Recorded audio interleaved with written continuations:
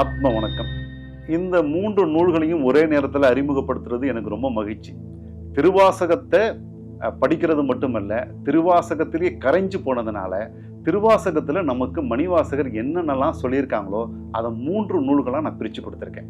இப்போ இந்த நூல் ஆவுடையாரின் 51 அங்கங்கள், இதில் 51 பதிகங்களுக்குமான விளக்க உரையை ஒரு கட்டுரை வடிவில் இதில் கொடுத்துருக்கேன்.